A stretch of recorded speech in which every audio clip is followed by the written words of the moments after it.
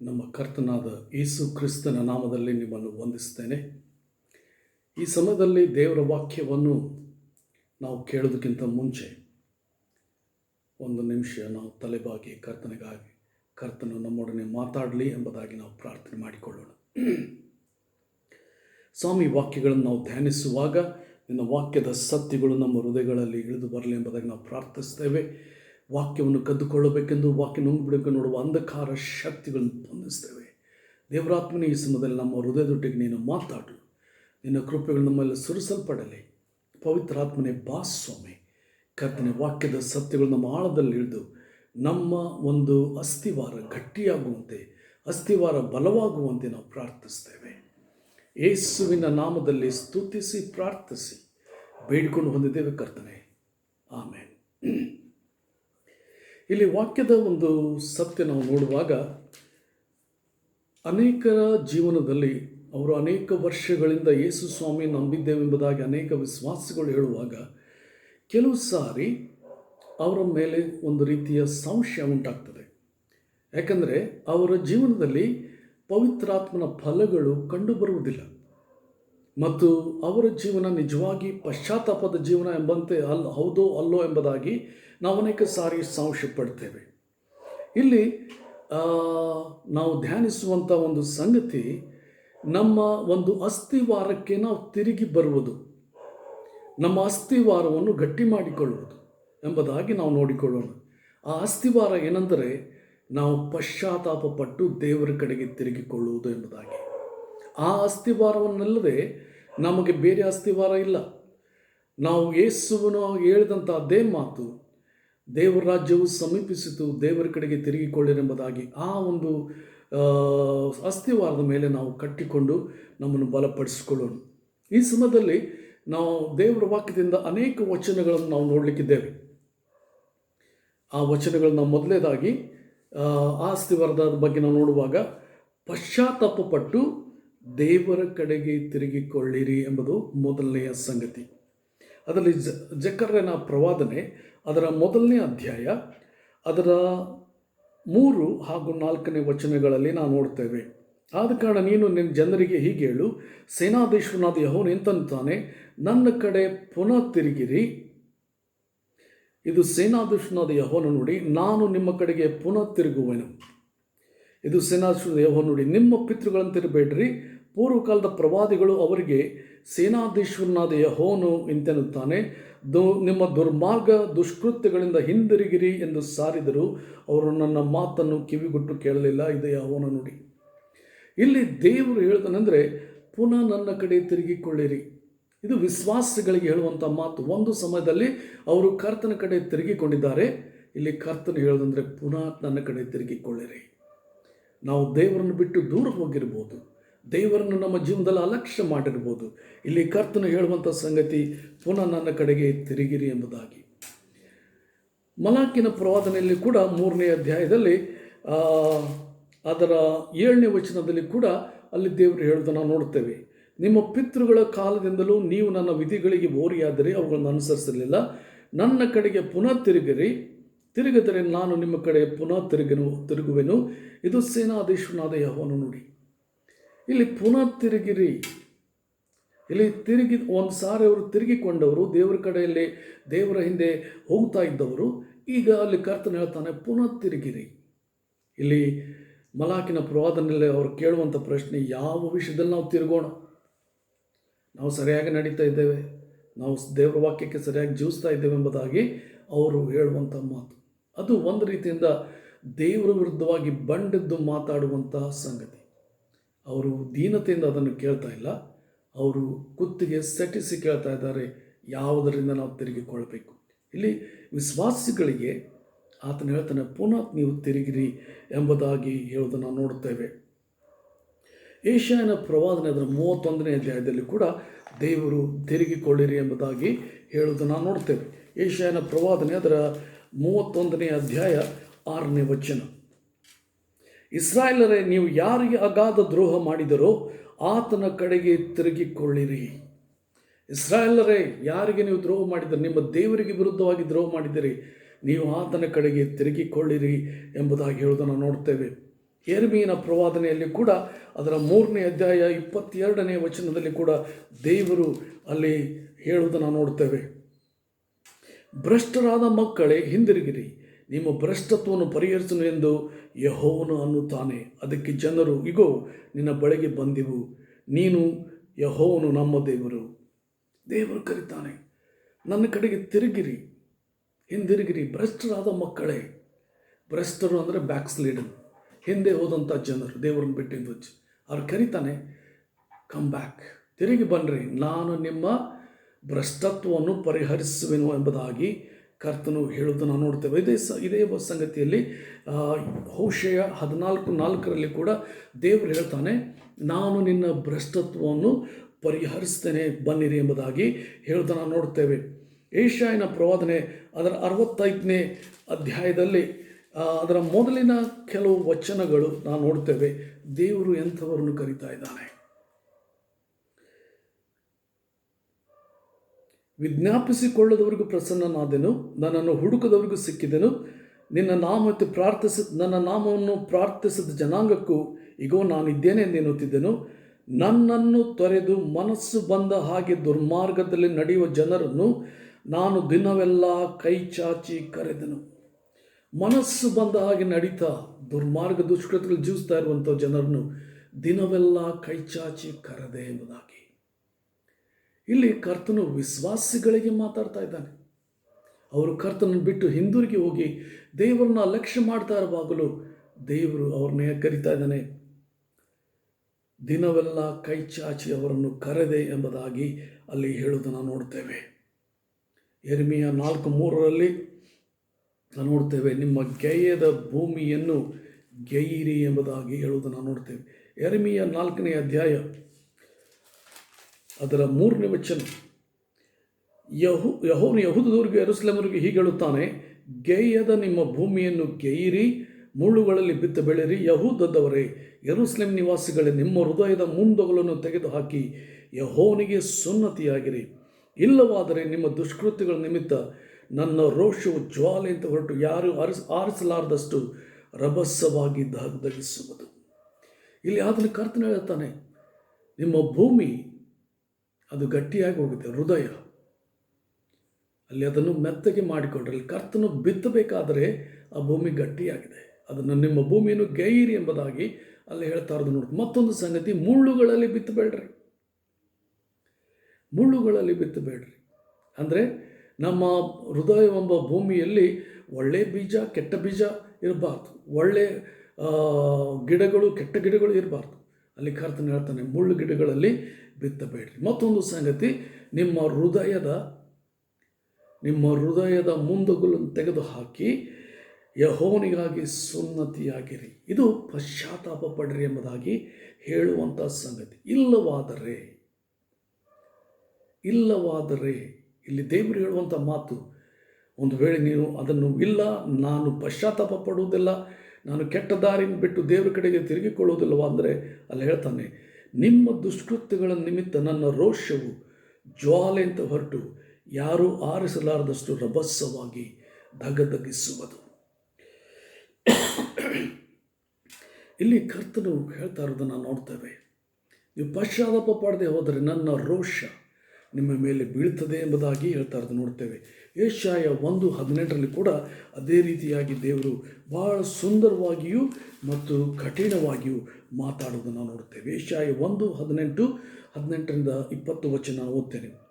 ಬನ್ನಿರಿ ವಾದಿಸುವ ಎಂದು ಯೆಹೋವನು ಅನ್ನುತ್ತಾನೆ, ನಿಮ್ಮ ಪಾಪಗಳು ಕಡು ಕೆಂಪಾಗಿದ್ದರು ಹಿಮದ ಹಾಗೆ ಬಿಳುಪಾಗುವು, ಕಿರಿಮಂಜಿ ಬಣ್ಣವಾಗಿದ್ದರು ಉಣ್ಣೆಯಂತೆ ಬೆಳ್ಳಗಾಗುವು. ನೀವು ಒಪ್ಪಿ ವಿಧೇಯರಾದರೆ ದೇಶದ ಮೇಲನ್ನು ಅನುಭವಿಸಿದಿರಿ, ಒಪ್ಪದೆ ತಿರುಗಿ ಬಿದ್ದರೆ ಕತ್ತಿಯ ಬಾಯಿಗೆ ತುತ್ತಾಗುವಿರಿ. ಇಲ್ಲಿ ಕರ್ತನು ಹೇಳುವಂಥ ಮಾತು ನಾವು ನೋಡ್ತೇವೆ.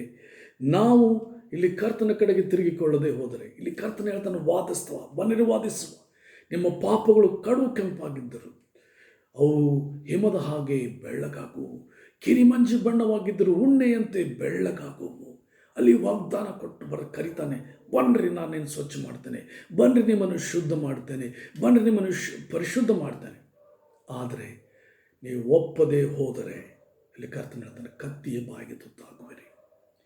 ಇಲ್ಲಿ ಯೆರೆಮೀಯನ ಪ್ರವಾದನೆಯಲ್ಲಿ ನಾಲ್ಕನೇ ಅಧ್ಯಾಯ 3ನೇ ವಚನದಲ್ಲಿಯೂ, ಇಲ್ಲಿ ಯೆಶಾಯ 1:18 ನಾವು ನೋಡ್ತೇವೆ, ನಾವು ದೇವರ ಕಡೆಗೆ ತಿರುಗಿಕೊಳ್ಳದೆ ಹೋದರೆ ಅದು ಕಠಿಣ ಪರಿಸ್ಥಿತಿಯನ್ನು ನಾವು ಎದುರಿಸಬೇಕಾಗುವುದೆಂಬುದಾಗಿ ಹೇಳ್ತಾ ನೋಡ್ತೇವೆ. ಇಲ್ಲಿ ಯೆಶಾಯನ ಪ್ರವಾದನೆ ಅದರ 18ನೇ ಅಧ್ಯಾಯದಲ್ಲಿ, ಎಜ್ಕೇಲ 18ನೇ ಅಧ್ಯಾಯದಲ್ಲಿ ನಾವು ಅಲ್ಲಿ ಕರ್ತನು ಹೇಳುವಂಥ ಮಾತನ್ನು ನಾವು ನೋಡ್ತೇವೆ. ಯೆಶಾಯ 18 ಅದರ 30-32 ವಚನ. ಹೀಗಿರಲು ಕರ್ತನಾದ ಯೆಹೋವನು ಇಸ್ರಾಯೇಲ್ ಜನವೇ, ನಿಮ್ಮ ನಡತೆಗೆ ತಕ್ಕ ಹಾಗೆ ನಿಮಗೆ ತೀರ್ಪು ಮಾಡುವೆನು. ಅಧರ್ಮವು ನಿಮ್ಮನ್ನು ನಾಶ ಮಾಡದಂತೆ ತಿರುಗಿಕೊಂಡು ನಿಮ್ಮ ಅಪರಾಧಗಳನ್ನೆಲ್ಲ ಬಿಡಿರಿ. ಅಧರ್ಮವು ನಿಮ್ಮನ್ನು ನಾಶ ಮಾಡದಂತೆ ದೇವರ ಕಡೆಗೆ ತಿರುಗಿಕೊಂಡು ಅಪರಾಧಗಳನ್ನು ತ್ಯಜಿಸಿ ಬಿಡಿರಿ. ನೀವು ಮಾಡುತ್ತಾ ಬಂದಿರುವ ಅಪರಾಧಗಳನ್ನೆಲ್ಲ ನಿಮ್ಮಿಂದ ತೊಲಗಿಸಿಬಿಟ್ಟು ನಿಮ್ಮ ಹೃದಯವನ್ನು ಸ್ವಭಾವವನ್ನು ನೂತನ ಮಾಡಿಕೊಳ್ಳಿರಿ. ನಿಮ್ಮ ಹೃದಯ ನಿಮ್ಮ ಸ್ವಭಾವ ನೂತನ ಮಾಡಿಕೊಳ್ಳಿರಿ ಎಂದು ಅಲ್ಲಿ ಕರ್ತನು ಹೇಳುತ್ತಾನೆ. ಇಸ್ರಾಯೇಲ್ ವಂಶದವರೇ, ನೀವು ಸಾಯಲಿಕ್ಕೆ ಹೇಳ್ತಾನೆ, ಪಾಪದ ಫಲ ಮರಣ. ಆದರೆ ಇಸ್ರಾಯೇಲರೇ, ನೀವು ಸಾಯಲಿಕ್ಕೆ, ಸಾಯುವರ ಸಾವಿನಲ್ಲಿ ನನಗೆ ಲೇಷವಾದರೂ ಸಂತೋಷವಿಲ್ಲ. ತಿರುಗಿಕೊಂಡು ಬಾಳಿರಿ. ಇದು ಕರ್ತನಾದ ಯೆಹೋವನು ನುಡಿ. ನಾವು ತಿರುಗಿಕೊಂಡು ಬಾಳಿರಿ ಎಂಬುದಾಗಿ ಅಲ್ಲಿ ಕರ್ತನು ಹೇಳುವುದನ್ನು ನೋಡ್ತೇವೆ. ಆದ ಕಾರಣ ಇಲ್ಲಿ ಈ ಇಷ್ಟು ವಚನಗಳಲ್ಲಿ, ಈ ಹಳೆ ಒಡಂಬಡಿಕೆ ವಚನಗಳಲ್ಲಿ ದೇವರ ಕಡೆಗೆ ತಿರುಗಿಕೊಳ್ಳಿರಿ, ಪುನಃ ತಿರುಗಿಕೊಳ್ಳಿರಿ ಅಂತ ಹೇಳುವಾಗ ನಾವು ನೋಡ್ತೇವೆ, ದೇವರ ವಾಕ್ಯವು ಅದು ನಮ್ಮೊಡನೆ ಮಾತಾಡುತ್ತದೆ. ಅಲ್ಲಿ ಅರಣ್ಯಕಾಂಡದಲ್ಲಿ 32 ಅದರ 23ನೇ ವಚನದಲ್ಲಿ ಅಲ್ಲಿ ಮೋಶೆ ಅಲ್ಲಿ ರೂಬೇನ್ ಅವರಿಗೆ ಹೇಳುವಂಥ ಒಂದು ಮಾತನ್ನು ನೋಡ್ತೇವೆ. ರೂಬೇನ್ಯರು ಮತ್ತು ಬೇರೆ ಕುಲದವರು ಅವರು ನಾವು ಪ್ರತ್ಯೇಕವಾಗಿ ನಮಗೆ ಸ್ಥಳವನ್ನು ಕೊಡುವಂತ ಹೇಳುವಾಗ ಅಲ್ಲಿ ಮೋಶೆ ಅವರಿಗೆ ಖಂಡಿತವಾಗಿ ಗದರಿಸುವುದನ್ನು ನೋಡ್ತೇವೆ. ಅರಣ್ಯಕಾಂಡ 32ನೇ ಅಧ್ಯಾಯ ಅದರ 23ನೇ ವಚನ. ನೀವು ಹಾಗೆ ಮಾಡದೆ ಹೋದರೆ ಯೆಹೋವನಿಗೆ ವಿರುದ್ಧವಾಗಿ ಪಾಪ ಮಾಡಿದವರಾಗಿರುವಿರಿ ಮತ್ತು ನಿಮ್ಮ ಪಾಪವು ನಿಮ್ಮನ್ನು ಹಿಡಿಯುವ ತನಕ ಹುಡುಕಿಕೊಂಡೇ ಬರುವುದು. ನಿಮ್ಮ ಪಾಪವು ನಿಮ್ಮನ್ನು ಹಿಡಿಯುವ ತನಕ ಹುಡುಕಿಕೊಂಡೇ ಬರುವುದು. ಪಾಪ ಮಾಡಿಬಿಟ್ಬಿಟ್ಟಿದ್ದಾನೆ, ತಪ್ಪಿಸ್ಕೊಂಡಿದ್ದಾನೆ ಎಂಬುದಾಗಿ ಹೇಳಲಿಕ್ಕೆ ಸಾಧ್ಯತೆ ಇಲ್ಲ. ಇಲ್ಲಿ ಮೋಶೆ ಖಂಡಿತವಾಗಿ ಹೇಳ್ತಾನೆ ವಾಕ್ಯದ ಪ್ರಕಾರವಾಗಿ, ನಿಮ್ಮ ಪಾಪ ನಿಮ್ಮನ್ನು ಹುಡುಕಿಕೊಂಡೇ ಬರುವುದು ಎಂಬುದಾಗಿ, ನಿಮ್ಮನ್ನು ಹಿಡಿಯುವ ತನಕ ಅದು ಬೆನ್ನಟ್ಟುವುದು ಎಂಬುದಾಗಿ.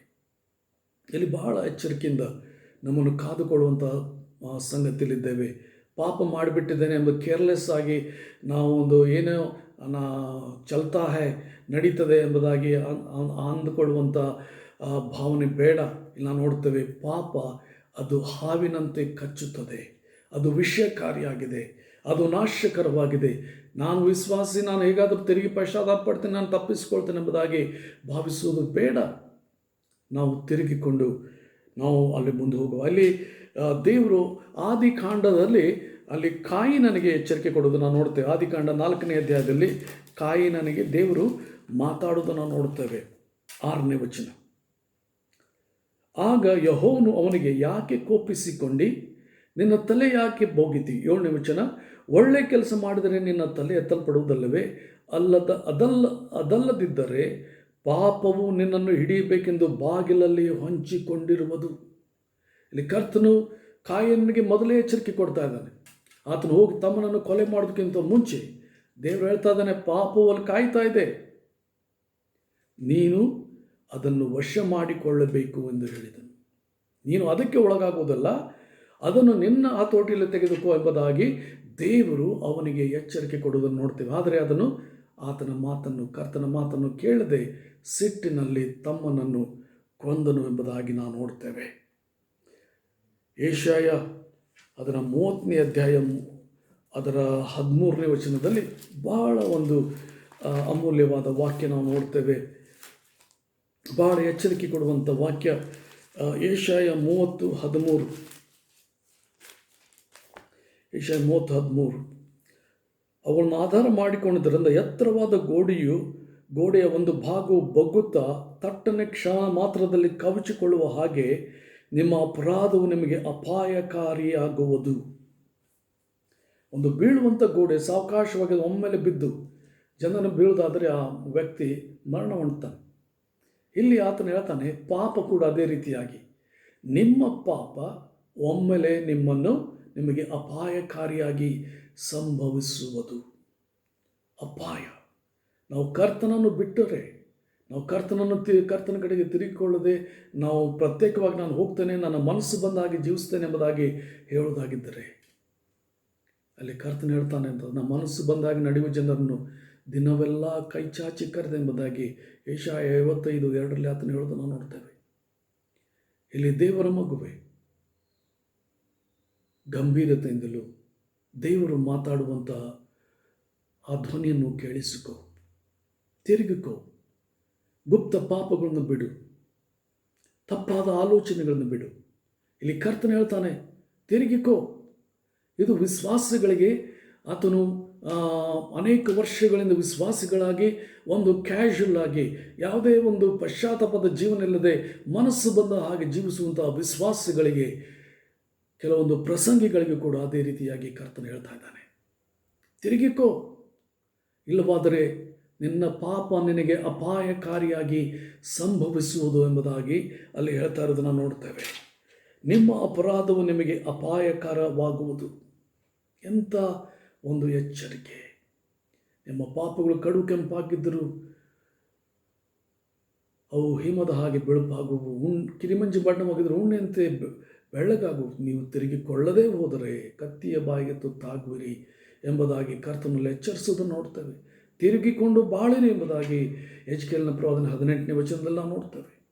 ತಿರುಗಿಕೊಳ್ಳುವುದು, ನಾವು ಕರ್ತನ ಕಡೆ ಬರುವಂಥದ್ದು, ನಮಗೆ ಅದು ಆಶೀರ್ವಾದಪ್ರದವಾಗಿರ್ತದೆ. ನಾವು ಜ್ಞಾನೋಕ್ತಿಗಳಲ್ಲಿ ಅದರ 28ನೇ ಅಧ್ಯಾಯ ಅದರ 13ನೇ ವಚನದಲ್ಲಿ ನಾವು ನೋಡುತ್ತೇವೆ, ದೋಷಗಳನ್ನು ಮುಚ್ಚಿಕೊಳ್ಳುವವನಿಗೆ ಶುಭವಾಗದು, ಅವನ್ನು ಒಪ್ಪಿಕೊಂಡು ಬಿಟ್ಟು ಬಿಡುವವನಿಗೆ ಕರುಣೆ ದೊರೆಯುವುದು. He that will confess the sin and leave them, he will prosper. ಪಾಪವನ್ನು ಒಪ್ಪಿಕೊಂಡು ಅರಿಕೆ ಮಾಡುವವನಿಗೆ ಕರುಣೆ ದೊರೆಯುವುದು, ಅಥವಾ ಶುಭವಾಗುವುದು, ಅಥವಾ ಆಶೀರ್ವಾದವಾಗುವುದು. ಅವನು ಒಪ್ಪಿಕೊಂಡು ಬಿಟ್ಟು ಬಿಡುವವನಿಗೆ ಕರುಣೆ ದೊರೆಯುವುದು. ನಿಮಗೆ ಕರುಣೆ ಬೇಕಾ? ನೀವು ಕರುಣೆ ಹೊಂದಬೇಕಾಗಿದ್ದರೆ ನಾವು ನೋಡ್ತೇವೆ, ಕರ್ತನ ಮುಂದೆ ನಮ್ಮ ಪಾಪವನ್ನು ಒಪ್ಪಿಕೊಂಡು ಅರಿಕೆ ಮಾಡಬೇಕು.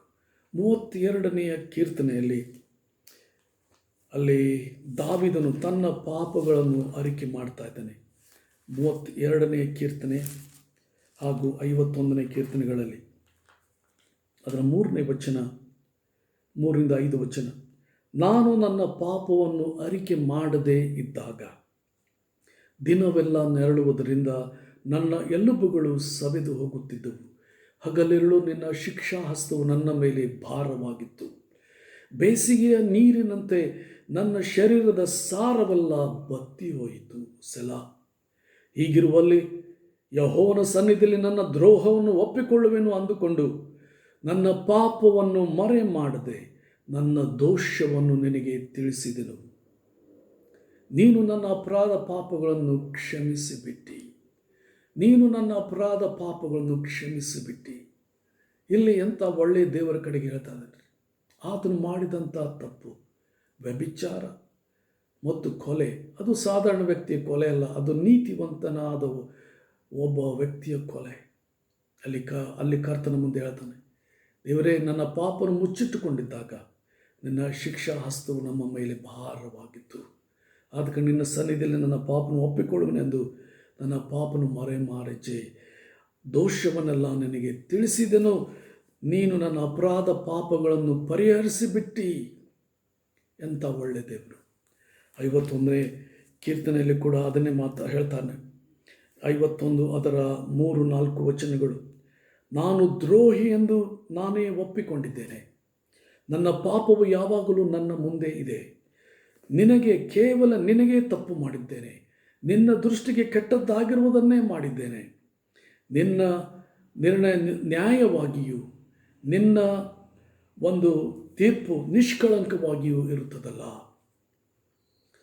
ಹುಟ್ಟಿದಂದಿನಿಂದ ನಾನು ಪಾಪಿಯೇ.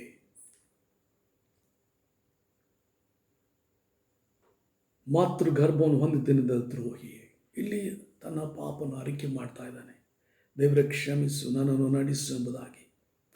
ಇಲ್ಲಿ ಆತನು ಹೇಳುವಂಥ ಮತ್ತೊಂದು ವಾಕ್ಯನ 14ನೇ ವಚನ, ದೇವರೇ ನನ್ನ ರಕ್ಷಣಕರ್ತನೇ, ಪ್ರಾಣ ಹತ್ಯದ ಅಪರಾಧದಿಂದ ನನ್ನನ್ನು ಬಿಡಿಸು.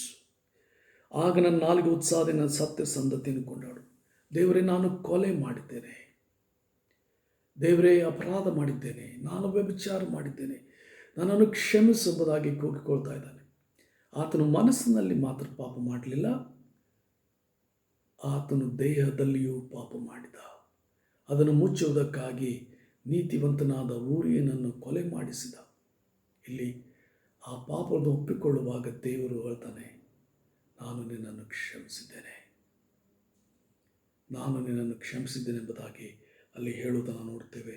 17ನೇ ವಚನ, ಕುಗ್ಗಿದ ಮನಸ್ಸೇ ದೇವರಿಗೆ ಇಷ್ಟ ಯಜ್ಞ, ದೇವರೇ ಪಶ್ಚಾತ್ತಾಪದಿಂದ ಜಜ್ಜುವುದ ಮನಸ್ಸನ್ನು ನೀನು ತಿರಸ್ಕರಿಸುವುದಿಲ್ಲ. ನಮ್ಮ ಒಂದು ಅಸ್ಥಿವಾರ ಅದು ಪಶ್ಚಾತ್ತಾಪ ಆಗಿರಬೇಕು, ದೇವರ ಕಡೆ ತಿರುಗಿಕೊಳ್ಳುವುದಾಗಿರಬೇಕು. ನಾವು ಯೌವನಸ್ಥರಾಗಿರುವಾಗ ಆ ದಿವಸಗಳಲ್ಲಿ ಎಲ್ಲ ಕಡೆ ಹೆಚ್ಚಾದ ಸುವಾರ್ತೆ ಸಾರಲ್ಪಡ್ತಾ ಇತ್ತು. ಅನೇಕ ಕೂಟಗಳು ನಡೀತಾ ಇದ್ದವು, ಭಕ್ತಿ ಸಂಜೀವನ ಕೂಟಗಳು. ನಾವು ಅಲ್ಲಿ ಹೋಗುವಾಗ ಅಲ್ಲಿ ಪಾಪಕ್ಕಾಗಿ ಪಶ್ಚಾತ್ತಾಪ ಪಡ್ರಿ, ದೇವರ ಕಡೆಗೆ ತಿರುಗಿಕೊಳ್ಳಿರಿ ಎಂಬುದಾಗಿ ಅಲ್ಲಿ ಬೋಧಕರುಗಳು ಹೇಳುವಾಗ ನಾವು ಕಣ್ಣೀರಿನಿಂದ ಅಲ್ಲಿ ಪಶ್ಚಾತ್ತಾಪ ಪಡ್ತಾ ಇದ್ದೆವು. ದೇವರ ಮುಂದೆ ನಾವು ತಗ್ಗಿಸಿಕೊಳ್ತಾ ಇದ್ದೆವು. ಆದರೆ ಯೇಸುವನ್ನು ಹೇಗೆ ಸ್ವೀಕರಿಸಬೇಕೆಂಬುದಾಗಿ ಅವರು ನಮಗೆ ಕಲಿಸಲಿಲ್ಲ. ಬೇರೆ ಕೂಟಗಳಿಗೆ ಹೋಗ್ತಿದ್ವಿ, ಅಲ್ಲಿಯೂ ಕೂಡ ಅದೇ ಸಂದೇಶ. ಮತ್ತೊಂದು ಕೂಟಗಳಿಗೆ ಹೋಗ್ತಿದ್ದೀವಿ, ಅಲ್ಲಿ ಅದೇ ಸಂದೇಶ. ಎಲ್ಲ ಕಡೆ ನಾವು ನಮ್ಮ ಪಾಪಗಳನ್ನು ಅರಿಕೆ ಮಾಡುವುದು, ದುಃಖ ಪಡುವುದು, ಪಶ್ಚಾತ್ತಾಪ ಪಡುವುದು ಎಲ್ಲ ಆಯಿತು. ಆದರೆ ಯಾವಾಗ ಯೇಸುವನ್ನು ನಮ್ಮ ಹೃದಯದಲ್ಲಿ ಸ್ವೀಕರಿಸಿಕೊಂಡೆ, ನನ್ನ ರಕ್ಷಕನು, ನನ್ನ ಪಾಪಕ್ಕಾಗಿ ಸತ್ತಂಥ ಕರ್ತನು ರಕ್ಷಣಾವೀರನೆಂಬುದಾಗಿ ಅರಿಕೆ ಮಾಡಿದಾಗ ನಮ್ಮ ಪಾಪಗಳು ಪರಿಹಾರವಾಗಿ ನಮಗೆ ಬಿಡುಗಡೆಯಾಯಿತು. ಅಷ್ಟೇ ಅಲ್ಲ, ನಾವು ನೋಡ್ತೇವೆ ಆ ಒಂದು ರಕ್ಷಣೆಯ ಭರವಸೆ ಯೇಸು ನನ್ನ ಜೀವನದಲ್ಲಿ ಕೊಟ್ಟ. ಇವತ್ತು ನಾನು ಸತ್ತರೂ ಕೂಡ ಸ್ವರ್ಗ ರಾಜ್ಯ ಸೇರ್ತೇನೆಂಬಂಥ ಭರವಸೆ ಕೊಟ್ಟ. ಆ ಒಂದು ಅಸ್ಥಿವಾರ ನಮ್ಮ ಜೀವನದಲ್ಲಿ ಕೂತು ಬಿಡ್ತೀರಿ. ಅನೇಕರಿಗೆ ನಾನು ಸಾಕ್ಷಿ ಕೇಳ್ತಾ ಇರ್ತೇನೆ, ನಿಮ್ಮ ಸಾಕ್ಷಿ ಏನ್ರಿ, ನೀವು ಹೇಗೆ ಯೇಸು ಕಡೆ ತಿರುಗಿಕೊಂಡ್ರಿ? ಅನೇಕರು ಹೇಳ್ತಾರೆ, ಇಂತಿಂಥ ವ್ಯಕ್ತಿ ಗುಣ ಹೊಂದುವುದನ್ನು ನಾನು ನೋಡಿದೆ, ಆಗ ಯೇಸು ಸ್ವಾಮಿ ನಂಬಿದೆ. ನಾನು ಕೇಳಿದೆ, ಹೌದು ಯೇಸು ಸ್ವಾಮಿ ನಂಬಿದಿಪ್ಪ, ಏನಂತ ನಂಬಿದಿ? ಇಲ್ಲ, ಯೇಸು ಸ್ವಾಮಿ ನಂಬಿದಿರಿ. ಏನಂತ ನಂಬಬೇಕ್ರಿ ನಾವು? ಯೇಸು ಸ್ವಾಮಿ ನನ್ನ ಪಾಪಗಳಿಗಾಗಿ ಸತ್ತ, ನನ್ನ ದ್ರೋಹಗಳನ್ನು ನಿವಾರಣೆ ಮಾಡೋದಕ್ಕಾಗಿ ಸತ್ತ. ನಾನು ಪಶ್ಚಾತ್ತಾಪಪಟ್ಟು ಯೇಸುವನ್ನು ಸ್ವೀಕರಿಸಿಕೊಂಡೆ. ಪಶ್ಚಾತ್ತಾಪ ಅನ್ನೋದು ಬಹಳ ಪ್ರಾಮುಖ್ಯ. ನಾವು ಹೊಸ ಒಡಂಬಡಿಕೆಗೆ ಬರುವಾಗಲೂ ಕೂಡ ನಾವು ಅದೇ ಸಂಗತಿಗಳನ್ನು ನಾವು ನೋಡ್ತೇವೆ. ಇಲ್ಲಿ ಹೊಸ ಒಡಂಬಡಿಕೆ ಆರಂಭವಾಗುವಾಗಲೇ ಅಲ್ಲಿ ಒಂದು ಕರೆ ಏನ್ರಿ, ಅಲ್ಲಿ ಆ ಕರೆ ಏನಂದರೆ, ಯೋಹಾನನು, ಸ್ನಾನಿಕನಾದ ಯೋಹಾನನು ಬರುವಾಗ ಏನು ಹೇಳ್ತಾನ್ರಿ, ಪರಲೋಕ ರಾಜ್ಯವು ಸಮೀಪಿಸಿತು, ದೇವರ ಕಡೆಗೆ ತಿರುಗಿಕೊಳ್ಳಿರಿ.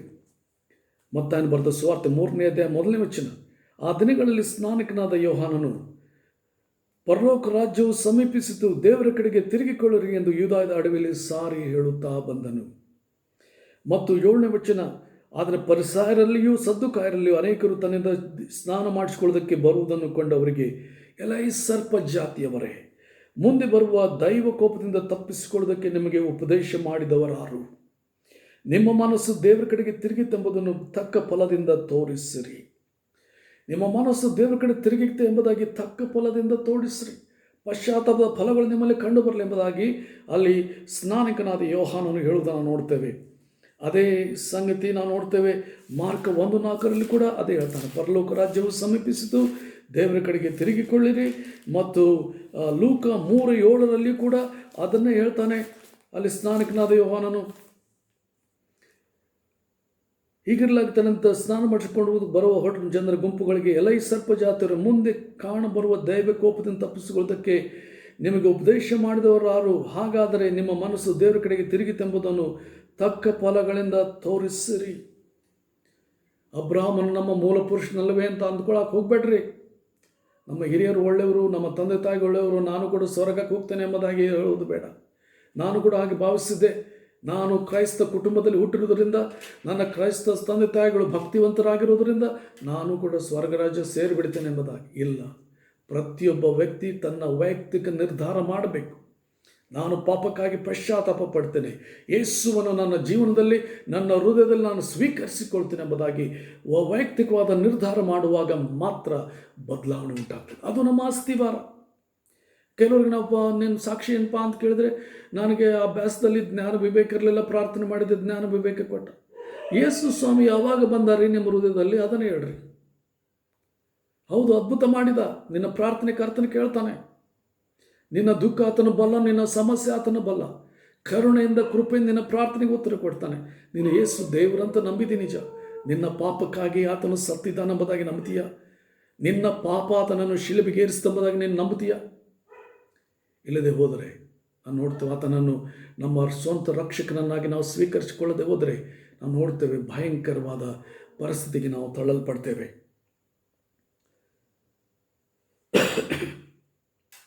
ಅಪೋಸ್ತಲರು ಕೂಡ ಅದನ್ನೇ ಪ್ರಸಂಗಿಸಿದರು. ಅಪೋಸ್ತಲ ಕೃತ್ಯ 2ನೇ ಅಧ್ಯಾಯ ಅದರ 38ನೇ ವಚನ.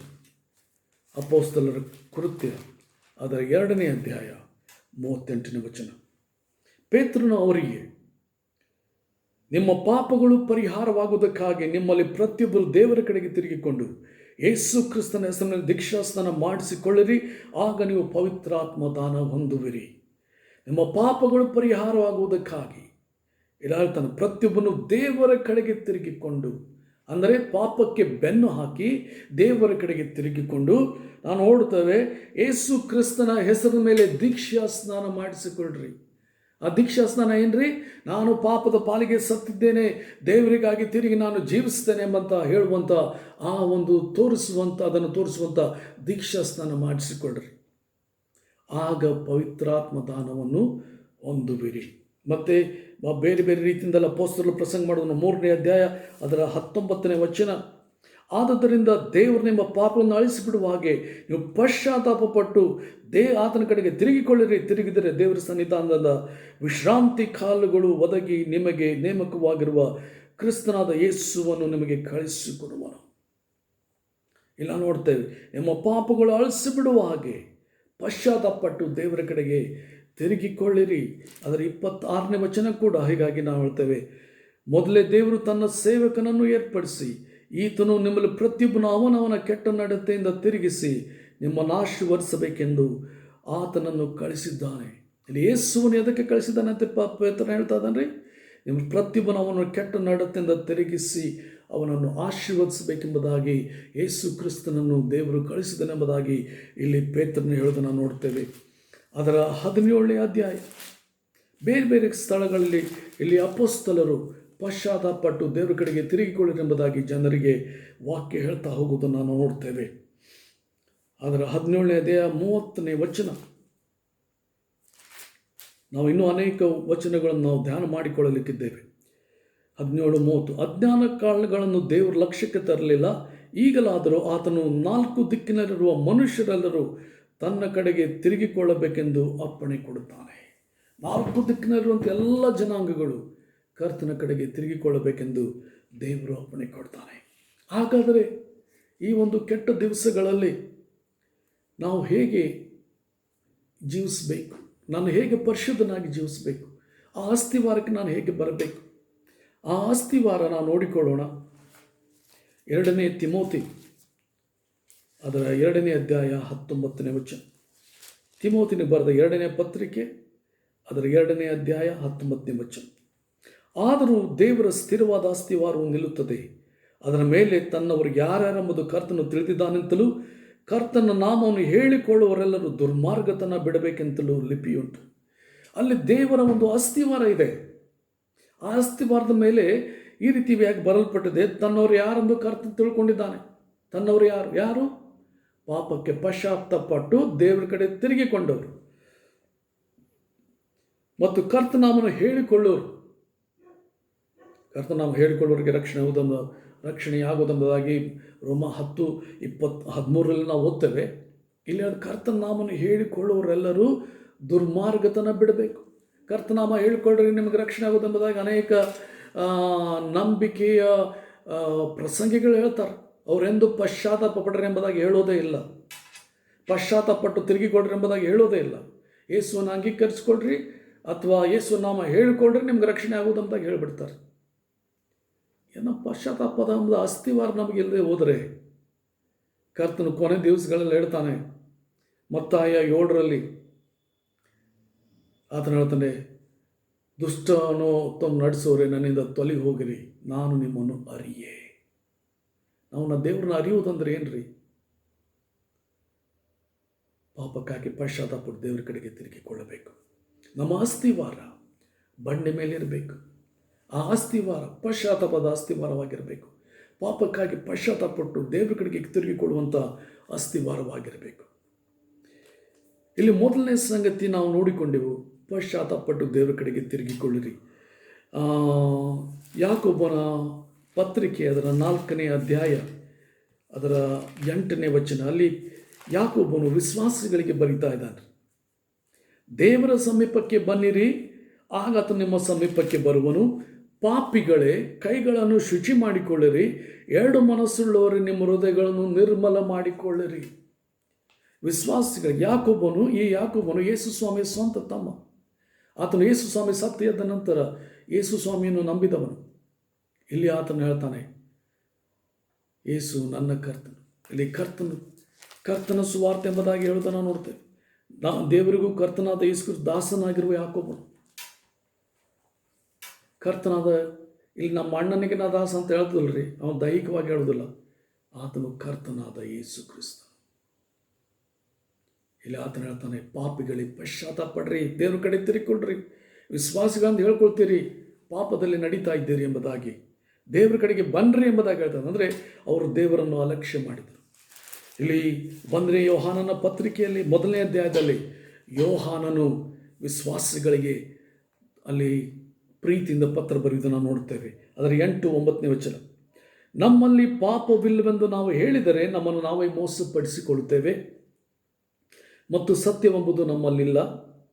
ನಮ್ಮ ಪಾಪಗಳನ್ನು ಒಪ್ಪಿಕೊಂಡು ಅರಿಕೆ ಮಾಡಿದರೆ ಆತನು ನಂಬಿಗಸ್ತನೂ ನೀತಿವಂತನೂ ಆಗಿರುವುದರಿಂದ ನಮ್ಮ ಪಾಪಗಳನ್ನು ಕ್ಷಮಿಸಿಬಿಟ್ಟು ಸಕಲ ಅನೀತಿಯನ್ನು ಪರಿಹರಿಸಿ ನಮ್ಮನ್ನು ಶುದ್ಧ ಮಾಡುವನು. ಇಲ್ಲಿ ಎಂಥ ಒಂದು ಸಂಗತಿ! ಪಾಪ ಅಂತೆಲ್ಲ ಹೇಳಬೇಡ್ರಿ, ನಿಮ್ಮ ಪಾಪಗಳಿಗೆ ಪಶ್ಚಾತ್ತಾಪ ಅರಿಕೆ ಮಾಡಿರಿ. ಆತ ನಂಬಿಗಸ್ತನಾದ ದೇವರು, ಪ್ರೀತಿಸುವಂಥ ದೇವರು. ಆತ ನಿಮ್ಮ ಪಾಪವನ್ನು ಪರಿಹರಿಸಿ ನಿಮ್ಮನ್ನು ಶುದ್ಧೀಕರಿಸುವನು ಎಂಬುದಾಗಿ ಹೇಳ್ತಾನೆ. ಅದಕ್ಕೆ ಮತ್ತೆ 2ನೇ ಅಧ್ಯಾಯದ 1ನೇ ವಚನದಲ್ಲಿ ಕೂಡ ಹೇಳ್ತಾನೆ, ನನ್ನ ಪ್ರಿಯರಾದ ಮಕ್ಕಳೇ, ನೀವು ಪಾಪ ಮಾಡದಂತೆ ಬರೀತೇನೆ. ಯಾವನಾದರೂ ಪಾಪ ಮಾಡಿದರೆ ತಂದೆ ಬಳಿಯಲ್ಲಿ ನೀತಿವಂತನಾದ ಯೇಸು ಕ್ರಿಸ್ತನೆಂಬ ಸಹಾಯಕ ನಮಗಿದ್ದಾನೆ. ಆತ ನಮ್ಮ ಪಾಪಗಳನ್ನು ನಿವಾರಣೆ ಮಾಡುವ ಯಜ್ಞವಾಗಿದ್ದಾನೆ. ನಮ್ಮ ಪಾಪಗಳನ್ನು ಮಾತ್ರವಲ್ಲದೆ ಸಮಸ್ತ ಲೋಕದ ಪಾಪಗಳನ್ನು ನಿವಾರಣೆ ಮಾಡುವನು. ಇಲ್ಲಿ ಕರ್ತನು ಹೇಳುವಂಥ ಸಂಗತಿ, ಪಶ್ಚಾತ್ತಾಪಪಟ್ಟು ಕರ್ತನ ಕಡೆಗೆ ತಿರುಗಿಕೊಳ್ಳುವಂಥ ಸಂಗತಿ. ನಾವು ಪಾಪ ಮಾಡದಂತೆ ಆತನು ಆ ಪತ್ರವನ್ನು ಆತನು ಬರೆದನು ಎಂಬುದಾಗಿ ನಾವು ನೋಡ್ತೇವೆ. 2ನೇದ ಸಂಗತಿ, ಇಲ್ಲಿ ಮೊದಲೇದು ಪಶ್ಚಾತ್ತಾಪ, 2ನೇದು ನಮ್ಮನ್ನು ಪುನಃ ಪ್ರತಿಷ್ಠೆ ಮಾಡಿಕೊಳ್ಳೋಣ. Renew your commitment to God. ನಿಮ್ಮ ಪ್ರತಿಷ್ಠೆಯನ್ನು ಪುನಃ ಅದನ್ನು ಕರ್ತನಿಗೆ ಮಾಡಿಕೊಳ್ಳ್ರಿ. ಇಲ್ಲಿ ದಾನಿಯೇಲನು ಮಾಡಿಕೊಂಡ ಪ್ರತಿಷ್ಠೆ ನಾವು ನೋಡಿಕೊಳ್ತೇವೆ. ದಾನಿಯೇಲನ ಪುಸ್ತಕ ಅದರ 1ನೇ ಅಧ್ಯಾಯ ಅದರ 8ನೇ ವಚನದಲ್ಲಿ ದಾನಿಯೇಲನು ತನ್ನ ಹೃದಯದಲ್ಲಿ ಒಂದು ನಿರ್ಧಾರ ಮಾಡಿಕೊಳ್ಳುವುದನ್ನು ನೋಡ್ತೇವೆ. ಏನು ನಿರ್ಧಾರ ಮಾಡಿಕೊಂಡು ದಾನಿಯೇಲನು? ಆತನು ಹೇಳ್ತಾನೆ, ದಾನಿಯೇಲನು ತಾನು ರಾಜನ ಭೋಜನ ಪದಾರ್ಥಗಳನ್ನು ತಿಂದು ರಾಜನು ಕುಡಿಯುವ ದ್ರಾಕ್ಷಾರಸವನ್ನು ಕುಡಿದು ತನ್ನನ್ನು ಅಶುದ್ಧ ಮಾಡಿಕೊಳ್ಳಬಾರ್ದೆಂದು ನಿಶ್ಚಯಿಸಿ ಆತನು ಹೇಳ್ತಾನೆ, ಅಧ್ಯಕ್ಷನಿಗೆ, ನಾನು ಅಶುದ್ಧ ಮಾಡಿಕೊಳ್ಳಲಾರೆ. He made a decision, I will not be defiled. ನಾನು ಅಶುದ್ಧ ನಿಮ್ಮ ಒಂದು ಪ್ರತಿಷ್ಠೆಯನ್ನು ಅದನ್ನು ಪುನಃ ಕರ್ತನಿಗೆ ಮಾಡಿರಿ, ಪುನಃ ಪ್ರತಿಷ್ಠೆ ಮಾಡಿಕೊಳ್ಳ್ರಿ ಎಂಬುದಾಗಿ ನಾವು ನೋಡ್ತೇವೆ. ಮತ್ತಾಯನ ಬರೆದ ಸುವಾರ್ತೆಯಲ್ಲಿ ಅದರ 7ನೇ ಅಧ್ಯಾಯ 24ನೇ ವಚನದಲ್ಲಿ ನಾವು ನೋಡ್ತೇವೆ. ಮತ್ತಾಯ 7:24 ಅಲ್ಲಿ ನಾವು ಪ್ರತಿಷ್ಠೆಯನ್ನು ಕರ್ತನಿಗೆ ಮಾಡಿಕೊಳ್ಳೋಣ. ಆದುದರಿಂದ ಈ ನನ್ನ ಮಾತುಗಳನ್ನು ಕೇಳಿ ಅವುಗಳ ನಡೆಯುವನು ಬಂಡೆ ಮೇಲೆ ಮನೆಯನ್ನು ಕಟ್ಟಿಕೊಂಡ ಬುದ್ಧಿಯುಳ್ಳ ಮನುಷ್ಯನನ್ನು ಹೋಲುವನು. ವಾಕ್ಯವನ್ನು ಕೇಳಿ ಅದರ ಪ್ರಕಾರ ನಡೆಯುವಂಥ ವ್ಯಕ್ತಿ, ಆತನ ಹೇಳ್ತಾನೆ ಬಂಡೆ ಮೇಲೆ ಮನೆಯನ್ನು ಕಟ್ಟಿಕೊಂಡಂಥ ಬುದ್ಧಿವಂತನು.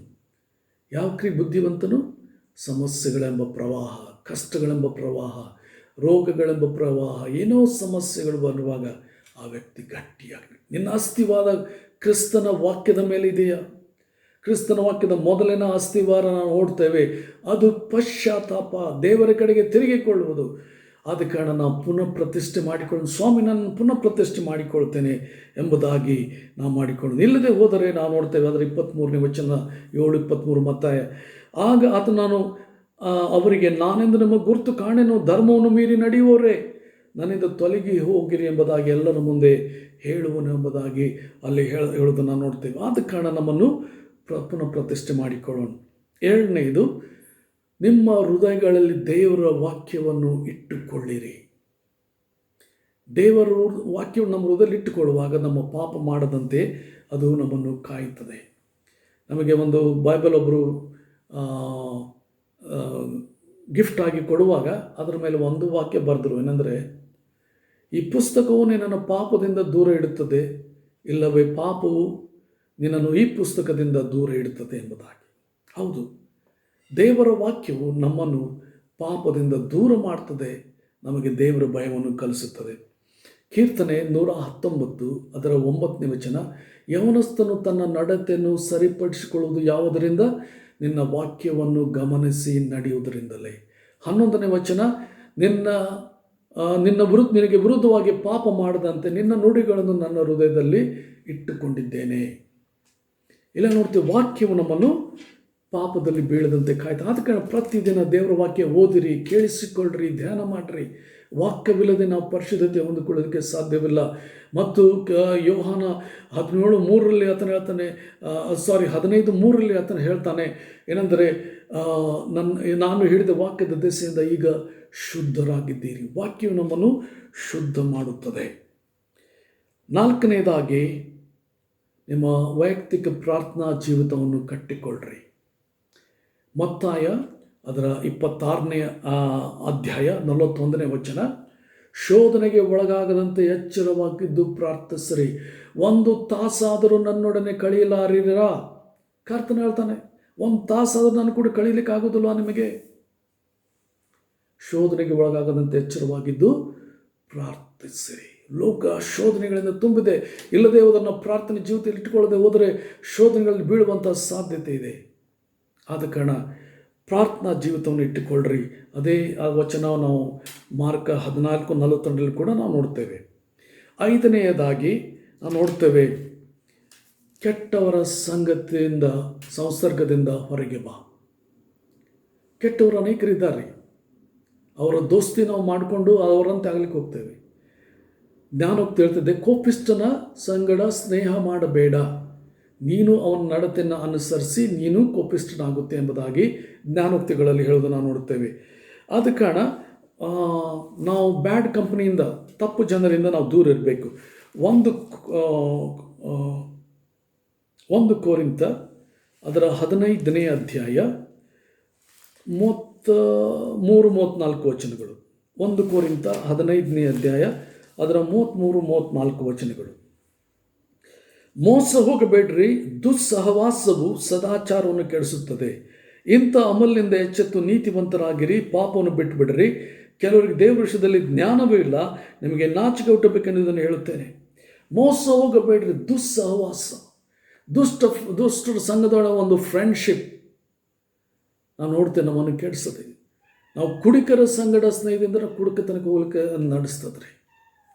ನಾವು ಬೇರೆ ದುಷ್ಟರ ಸಂಘದ ನಾವು ದುಷ್ಟತನ ಅವರ ಒಂದು ಸ್ನೇಹವಾಗುತ್ತದೆ, ಅವರ ಒಂದು ದುಷ್ಟತನ ನಾವು ಅನುಭವಿಸ. ಆದ ಕಾರಣ ದೇವ್ರ ವಾಕ್ಯ ಹೇಳ್ತದೆ, ಅವರಿಂದ ದೂರವಾಗಿರಿ ಎಂಬುದಾಗಿ ಕೂಡ ಹೇಳೋದನ್ನು ನೋಡ್ತೇವೆ. ಆಮೇಲೆ 1 ಕೊರಿಂಥ ಅದರ 5ನೇ ಅಧ್ಯಾಯ 1 ಕೊರಿಂಥ 5ನೇ ಅಧ್ಯಾಯದಲ್ಲಿ ಕೂಡ ಅಲ್ಲಿ ಹೇಳೋದನ್ನು ನೋಡ್ತೇವೆ. 9ನೇ ವಚನದಲ್ಲಿ, ಜಾರರ ಸವಾಸ ಮಾಡಬಾರ್ದು ನನ್ನ ಪತ್ರಿಕೆಗಳಲ್ಲಿ ಬರೆದಿದ್ದೇನಷ್ಟೇ.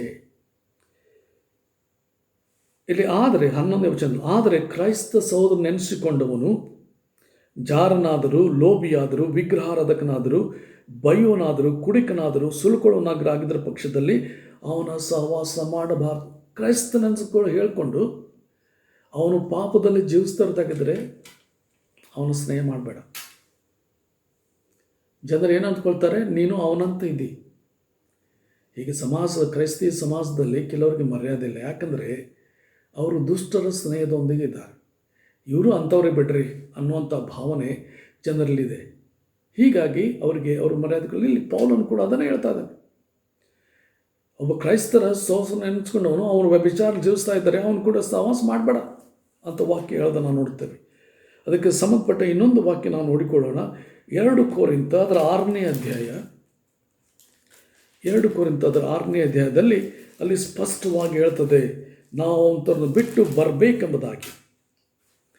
6ನೇ ಅಧ್ಯಾಯ 14ನೇ ವಚನದಿಂದ, ಕ್ರಿಸ್ತ ನಂಬಿಕೆಯಲ್ಲಿಡೋದನ್ನೇ ಸೇರಿ ಇಜ್ಜೋಡಾಗಬೇಡ್ರಿ.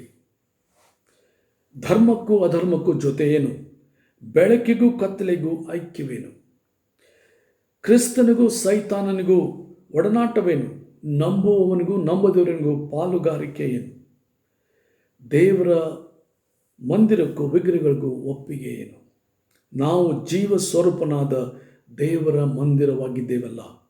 ಇದರ ಸಂಬಂಧವಾಗಿ ದೇವರು, ನಾನು ಅವರಲ್ಲಿ ವಾಸಿಸ್ತಾ ತಿರುಗಾಡುವೆನು, ನಾನು ಅವರಿಗೆ ದೇವರಾಗಿರುವೆನು, ಅವರು ನನಗೆ ಪ್ರಜೆ ಆಗಿರುವರು ಎಂದು ಹೇಳಿದ್ದಾನೆ. ಆದುದರಿಂದ ಅನ್ಯ ಜನರ ಮಧ್ಯದಲ್ಲಿಂದ ಹೊರಟು ಬಂದು ಪ್ರತ್ಯೇಕವಾಗಿರಿ, ಅಶುದ್ಧವಾದ ಯಾವುದನ್ನು ಮುಟ್ಟಿದಿರಿ ಎಂದು ಕರ್ತನು ಹೇಳುತ್ತಾನೆ. ಅನ್ಯ ಜನರ ಮಧ್ಯದ ಹೊರಟು ಬಂದು ಪ್ರತ್ಯೇಕವಾಗಿರಿ. ಅಲ್ಲಿ ಯೇಸು ಕ್ರಿಸ್ತನು ತಾನೇ ಪಾಪಿಗಳಿಂದ ಪ್ರತ್ಯೇಕವಾದವನು ಎಂಬುದಾಗಿ ನಾವು ಇಬ್ರಿಯರಿಗೆ ಬರೆದ ಪತ್ರಿಕೆ ಅದರ 7ನೇ ಅಧ್ಯಾಯ 26ನೇ ವಚನದಲ್ಲಿ ಓದುತ್ತೇವೆ. 7ನೇ 26ರಲ್ಲಿ ನಾವು ನೋಡ್ತೇವೆ, ಇಂಥವು ನಮಗೆ ಬೇಕಾದ ಮಹಾಯಾಜಕನು, ಈತನು ಪರಿಶುದ್ಧನು, ನಿರ್ದೋಷು, ನಿಷ್ಕಳಂಕನು, ಪಾಪಿಗಳಲ್ಲಿ ಸೇರದೆ ಪ್ರತ್ಯೇಕವಾಗಿರುವವನು. ಇಲ್ಲಿ ಅದರ ಅರ್ಥ ಪಾಪಿಗಳೊಂದಿಗೆ ಕೂಡಲಿಲ್ಲ ಅಂತಲ್ಲ. ನಾವು ನೋಡ್ತೇವೆ, ಪಾಪಿಗಳೊಟ್ಟಿಗೆ ಇದ್ದ, ಅವರಿಗೆ ಪಶ್ಚಾತ್ತಾಪವನ್ನು ಬೋಧಿಸಿದ, ತಾನೆಂದು ಪಾಪದಲ್ಲಿ ಬೀಳಲಿಲ್ಲ. ಅಲ್ಲಿ ತನ್ನನ್ನು ಪಾಪಗಳ ಜನರ ಒಂದು ಮಾರ್ಗದಿಂದ ತಪ್ಪಿಸಿಕೊಂಡು ಆತನು ಪ್ರತ್ಯೇಕವಾಗಿದ್ದ ಎಂಬುದಾಗಿ ನಾವು ನೋಡ್ತೇವೆ. 1 ತಿಮೋತಿ 3:6ರಲ್ಲಿ ಅಲ್ಲಿ ಹೇಳ್ತಾನೆ, ಕಡೆ ದಿನದಲ್ಲಿ ಜನರು ಈ ರೀತಿ ಇರ್ತಾರೆ ಎಂಬುದಾಗಿ ಹೇಳುತ್ತಾ, ಇಂಥವರ ಸಹವಾಸ ಮಾಡದಿರು ಎಂಬುದಾಗಿ ಅಲ್ಲಿ ತಿಮೋತಿಯನಿಗೆ ಹೇಳುವುದನ್ನು ನೋಡುತ್ತೇವೆ. 6ನೇದಾಗಿ ನೋಡ್ತೇವೆ, ಪಾಪದಿಂದ ಓಡಿ ಹೋಗು, ರನ್ ಅವೇ ಫ್ರಮ್ ಟೆಂಪ್ಟೇಷನ್. ಪಾಪದಿಂದ ಓಡಿ ಹೋಗೆಂಬುದಾಗಿ ಅಲ್ಲಿ ಹೇಳುವುದನ್ನು ನೋಡ್ತೇವೆ. ಕೊರಿಂಥದವರಿಗೆ ಬರೆದ ಪತ್ರಿಕೆ,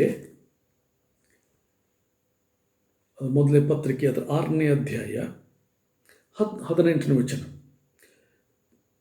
ಜಾರತ್ವಕ್ಕೆ ದೂರವಾಗಿ ಓಡಿ ಹೋಗಿರಿ. ಮನುಷ್ಯರು ಮಾಡುವ ಪಾಪ ಕೃತ್ಯಗಳು ದೇಹಕ್ಕೆ ಹೊರಗಾಗಿವೆ, ಆದರೆ ಜಾರತ್ವ ಮಾಡುವನು ದೇಹಕ್ಕೆ ಹಾನಿಕರವಾದ ಪಾಪವನ್ನು ಮಾಡುತ್ತಾನೆ. ಜಾರತ್ವಕ್ಕೆ ದೂರವಾಗಿ ಓಡಿ ಹೋಗಿರಿ. ಜಾರತ್ವ ಮಾತ್ರವಲ್ಲ, ಪಾಪಕ್ಕೆ ದೂರವಾಗಿ ಓಡಿ ಹೋಗಿರಿ ಎಂಬುದಾಗಿ ವಾಕ್ಯ ಹೇಳೋದನ್ನು ನೋಡ್ತೇವೆ. 2 ತಿಮೋತಿ 2:22ರಲ್ಲಿ ಕೂಡ ನಾವು ನೋಡ್ತೇವೆ. 2 ತಿಮೋತಿ 2:22ರಲ್ಲಿ 2:22ರಲ್ಲಿ ನಾವು ನೋಡ್ತೇವೆ, ಯೌವನದ ಇಚ್ಛೆಗಳಿಗೆ ದೂರವಾಗಿರು, ನೀತಿ, ವಿಶ್ವಾಸ, ಪ್ರೀತಿ, ಸಮಾಧಾನ ಸಂಪಾದಿಸುವುದಕ್ಕೆ ಶುದ್ಧರು ಕರ್ತನನ್ನು ಬೇಡಿಕೊಳ್ಳೋರ ಸಂಗಡ ಪ್ರಯಾಸ ಪಡು. ಇಲ್ಲಾಂತ ಯೌವನದ ಇಚ್ಛೆಗಳಿಗೆ ದೂರವಾಗಿರು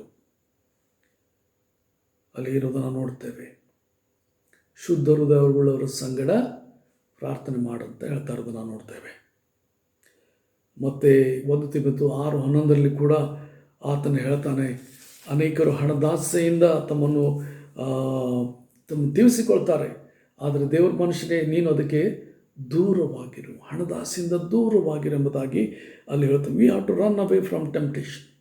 ಯೋಸೇಫನು ಅಲ್ಲಿ ಶೋಧನೆಯಿಂದ ಓಡಿ ಹೋದ, ಆ ಸ್ಥಳದಿಂದ ಓಡಿ ಹೋದ. ನಾನು ಬಲವಾದ ವಿಶ್ವಾಸಿ, ನಾನು ನಿಂತ್ಕೊಳ್ತೇನೆ, ನಾನು ಶೋಧನೆ ಬೀಳುವುದಿಲ್ಲ ಎಂಬುದಾಗಿ ಹೇಳ್ಕೊಳ್ಬೇಡ್ರಿ. ವಾಕ್ಯ ಹೇಳ್ತಿದ್ದೆ, ಓಡೋಗು ಅಂದರೆ ಓಡೋಗು ಅಷ್ಟೇ, ಮತ್ತೇನಿಲ್ಲ. 7ನೇದಾಗಿ ಹಣದಾಸೆಯಿಂದ ದೂರವಾಗಿರು. ಹಣದಾಸೆ ಭಾಳ ಕೆಟ್ಟದಾಗಿದೆ. 1 ತಿಮೋಥಿ 6ನೇ ಅಧ್ಯಾಯ ಇಲ್ಲ ನೋಡ್ತೇವೆ 10ನೇ ವಚನದಲ್ಲಿ, ಹಣದಾಸೆಯು ಸಕಲ ವಿಧವಾದ ಕೆಟ್ಟತನಕ್ಕೆ ಮೂಲವಾಗಿದೆ. ಕೆಲವರು ಅದಕ್ಕಾಗಿ ಆತುರಪಟ್ಟು ಅದರಿಂದ ಕ್ರಿಸ್ತ ನಂಬಿಕೆಯನ್ನು ಬಿಟ್ಟು ಅಲೆದಾಡಿ ಅನೇಕ ವೇದನೆಗಳಿಂದ ತಮ್ಮನ್ನು ತೀರಿಸಿಕೊಳ್ಳುತ್ತಾರೆ. ಹಣದಾಸೆಯು ಸಕಲ ವಿಧವಾದ ಕೆಟ್ಟತನಕ್ಕೆ ಮೂಲವಾಗಿದೆ. ನನ್ನ ಪ್ರಿಯ ಸಹೋದರ ಸಹೋದರಿ, ಹಣದ ಹಿಂದೆ ಓಡಬೇಡ. ಅದು ರೆಕ್ಕೆ ಕಟ್ಟಿಕೊಂಡಿದೆ, ಅದು ಯಾವಾಗ ಹಾರಿ ಹೋಗ್ತದೆ ಗೊತ್ತಿಲ್ಲ. ಕರ್ತನ ಹಿಂದೆ ಓಡಿ ಹೋಗು. ಹಣ ಅದರ ಹಿಂದೆ ಬೇರೆ ಎಲ್ಲ ಸಂಗತಿ ನಿನ್ನಿಂದ ಓಡಿ ಬರ್ತದೆ. ಯೇಸುವಿನ ಹಿಂದೆ ಓಡು, ಆತನು ಎಲ್ಲವನ್ನು ನಿನಗೆ ಒದಗಿಸುತ್ತಾನೆ.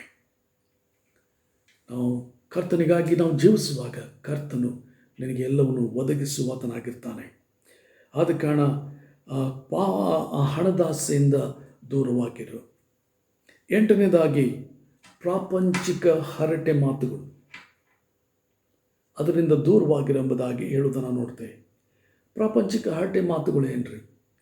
ಇಲ್ಲಿ 1 ತಿಮೋಥಿ 6ನೇ ಅಧ್ಯಾಯ ಅದರ 20ನೇ ವಚನದಲ್ಲಿ, ಎಲೈ ತಿಮೋಥೆಯನೇ, ಜ್ಞಾನೋಪದೇಶವೆಂದು ಸುಳ್ಳಾಗಿ ಹೇಳಿಕೊಳ್ಳುವ ಬೋಧನೆಗೆ ಸಂಬಂಧಪಟ್ಟ ಪ್ರಾಪಂಚಿಕ ಆ ಹರಟೆ ಮಾತುಗಳಿಗೂ ವಿವಾದಗಳಿಗೂ ನೀನು ದೂರವಾಗಿದ್ದು ನಿನ್ನ ವಶಕ್ಕೆ ಕೊಟ್ಟಿರುವುದನ್ನು ಕಾಪಾಡು.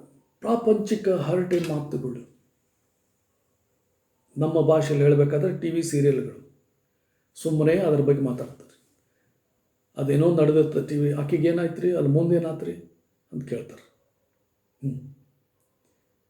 ಅದೇನು ಕಲ್ಪನೆಯ ಸಂಗತಿಗಳು, ಕಲ್ಪನಾ ಕಥೆಗಳನ್ನು ಕೇಳೋದಕ್ಕೆ ಹೋಗೋದು ಬೇಡ. ವಾಕ್ಯವನ್ನು ಕೇಳಿಕೊಳ್ಳು, ಸತ್ಯವಾಗಿರುವಂಥ ವಾಕ್ಯವನ್ನು ಕೇಳಿಕೊಳ್ಳೋದಕ್ಕೆ ಹೋಗೋಣ. 9ನೇದಾಗಿ ಕರ್ತನ ಬರೋಣದ ಬಗ್ಗೆ ನಿರೀಕ್ಷೆಯುಳ್ಳವನಾಗಿರು. ಅದರ ಬಗ್ಗೆ ವಿಚಾರ ಮಾಡ್ತಾ ಇರು. ಕರ್ತನ ಬರೋಣದ ಬಗ್ಗೆ ನಾವು ವಿಚಾರ ಮಾಡ್ತಾ ಇರೋದಾಗಿದ್ದರೆ ನಾವು ನೋಡ್ತೇವೆ, ನಮ್ಮನ್ನು ಪರಿಶುದ್ಧರಾಗಿ ಇಟ್ಟುಕೊಳ್ತೇವೆ. 1 ಯೋಹಾನ 3ನೇ ಅಧ್ಯಾಯ ನಾವು ನೋಡ್ತೇವೆ 2-3ನೇ ವಚನ. ಪ್ರಿಯರೇ, ಈಗ ದೇವರ ಮಕ್ಕಳಾಗಿದ್ದೇವೆ, ಮುಂದೆ ಏನಾಗುವುದು ಇನ್ನೂ ಪ್ರತ್ಯಕ್ಷವಾಗಲಿಲ್ಲ. ಕ್ರಿಸ್ತನು ಪ್ರತ್ಯಕ್ಷನಾಗುವುದಾದಾಗ ನಾವು ಆತನ ಹಾಗಿರುವೆಂದು ಬಲ್ಲೆವು. ಯಾಕೆಂದರೆ ಆತನಿರೋ ಪ್ರಕಾರವೇ ಆತನನ್ನು ನೋಡಬೇಕು. ಆತನ ಮೇಲೆ ಈ ನಿರೀಕ್ಷೆ ಇಟ್ಟಿರುವ ಪ್ರತಿಯೊಬ್ಬನು ಕ್ರಿಸ್ತನು ಶುದ್ಧನಾಗಿರುವಂತೆಯೇ ತನ್ನನ್ನು ಶುದ್ಧ ಮಾಡಿಕೊಳ್ಳುತ್ತಾನೆ. ಕ್ರಿಸ್ತನು ಪ್ರತ್ಯಕ್ಷನಾಗುವಾಗ ನಾವು ಆತನ ಆಗಿರುವಂಥ ಬಲ್ಲೆವು. ಈ ನಿರೀಕ್ಷೆ ಇಟ್ಟುಕೊಂಡಿರುವ ನಾವೇನು ಮಾಡ್ತೇವೆ ರೀ? ನಮ್ಮನ್ನು ಪರಿಶುದ್ಧ ಮಾಡಿಕೊಡ್ತೀವಿ. ನಾವು ನಮ್ಮ ಕನ್ನಡ ಮುಂದೆ ಏನಾದರೂ ಈ ಹೊತ್ತು ಕರ್ತನ ಬರೋದಾಗಿದ್ದರೆ, ನಾನು ಎಲ್ಲಿರ್ತೀನಿ ಎಂಬುದಾಗಿ ಬರೆದುಕೊಳ್ಳೋದಾಗಿದ್ದರೆ, ನಾವು ಪ್ರತಿದಿನ ನಮ್ಮನ್ನು ಶುದ್ಧಪಡಿಸಿಕೊಳ್ತೇವೆ, ನಮ್ಮನ್ನು ಸಿದ್ಧಪಡಿಸಿಕೊಳ್ತೇವೆ. ಅದಕ್ಕೆ ಈ ರೀತಿಯಾಗಿ ನಮ್ಮನ್ನು ಪರಿಶುದ್ಧ ಮಾಡಿಕೊಳ್ಳೋದಕ್ಕೆ ಸಾಧ್ಯತೆ ಇದೆ. 10ನೇದಾಗಿ ನಮ್ಮ ಶರೀರದ ಸ್ವಭಾವಗಳನ್ನು ಕೊಲ್ಲಬೇಕೆಂಬುದಾಗಿ. ನಾವು ಕೊಲೊಸ್ಸೆಯವರಿಗೆ ಬರೆದ ಪತ್ರಿಕೆ ಅದರ 3ನೇ ಅಧ್ಯಾಯ 5ನೇ ವಚನ. ಆದುದರಿಂದ ಭೂ ಸಂಬಂಧವಾದ ಭಾವಗಳನ್ನು ಸಾಯಿಸಿರಿ. ಜಾರತ್ವ, ಬಂಡತನ, ಕಾಮಾಭಿಲಾಷೆ, ದುರಾಶೆ, ವಿಗ್ರಹಾರದ ಸಮವಾಗಿರುವ ಲೋಭ, ಇವುಗಳನ್ನು ವಿಸರ್ಜಿಸಿಬಿಡ್ರಿ. ನಿಮ್ಮ ಭೂ ಸಂಬಂಧವಾದ ಭಾವಗಳನ್ನು ಸಾಯಿಸ್ರಿ, ಅವುಗಳನ್ನು ಸಾಯಿಸ್ರಿ. ಪೌಲನು ಹೇಳ್ತಾನೆ, ಕ್ರಿಸ್ತನೊಂದಿಗೆ ಶಿಲುಬೆಗೆ ನಾಗಿದ್ದೇನೆ. ಇನ್ನು ಜೀವಿಸುವ ನಾನಲ್ಲ, ಕ್ರಿಸ್ತನು ನನ್ನಲ್ಲಿ ಜೀವಿಸ್ತಾನೆ. ನಾನು ಈಗ ಜೀವಿಸುವುದು ಹೇಗೆಂದರೆ ದೇವಕುಮಾರನ ಮೇಲಿನ ನಂಬಿಕೆಯಲ್ಲಿಯೇ. ನಾನು ಶಿಲುಬೆಗೆ ಹಾಕಿಸ್ಕೊಂಡವನಾಗಿದ್ದರೆ ನನ್ನ ಮುಂದೆ ಶರೀರ ಕೊಡಲಿಕ್ಕಾಗೋದಿಲ್ಲ. ನನಗೆ ಶಿಲುಬೆಗೆ ಹಾಕಿಸ್ಕೊಂಡವನಾಗಿದ್ದರೆ ವ್ಯಭಿಚಾರಕ್ಕೆ ಕರೆದರೆ ಅಲ್ಲಿ ಹೋಗಲಿಕ್ಕೆ ಆಗೋದಿಲ್ಲ. ಪ್ರಿಯ ಸಹೋದರರು, ನಮ್ಮ ಪಾಪಕ್ಕಾಗಿ ನಾವು ಸಾಯಬೇಕು. ದೀಕ್ಷಾ ಸ್ನಾನದಲ್ಲಿ ಹೇಳ್ತೇವೆ, ನಾನು ಪಾಪಕ್ಕಾಗಿ ಸತ್ತಿದ್ದೇನೆ, ದೇವರಿಗಾಗಿ ಜೀವಿಸ್ತೇನೆ ಎಂಬುದಾಗಿ ನಾವು ಮಾತು ಕೊಡ್ತೇವೆ. ಅದೇ ರೀತಿಯಾಗಿ ನಾವು ಜೀವಿಸೋಣ. 11ನೇದಾಗಿ ದೇವರ ಭಯ ಇಟ್ಕೊಳ್ರಿ. ಎಂಥ ಭಯ ರೀ? ದೇವರ ಭಯ.